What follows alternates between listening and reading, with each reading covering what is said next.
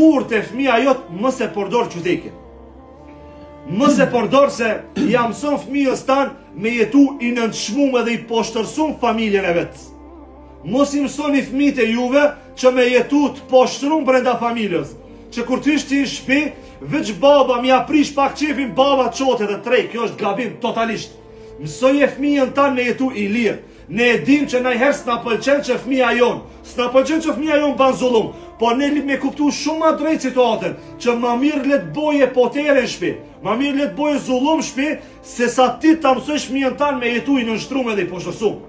Do thonë, ne lip me mësu fëmijët e tonë me jetu të lirë, me kuptu se qëtu është e drejt, qëtu është gabim. Ne lip me kuptu që me fëmijët e tonë lip me bo dialog, se dialogi i zgjidh problemet. E keni edhe një shkollë tjetër për dialogin, më poshtë. Po lip ta kuptojmë se me fëmijën lip më mundu edhe kur është i vogël me bind me fjalë.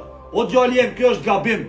Se djali është pasqyra e babës, vajza është pasqyra e nanës, edhe e babës e kundërta. Do më thonë, ti shka ban shtëpinë tane, njëtën tane, fëmija jo të kopjon. Mos u bani dhunshëm, se kur ti ishi dhunshëm me fëmijën tanë, qaj fëmijë mos prit që ka me dal i urt.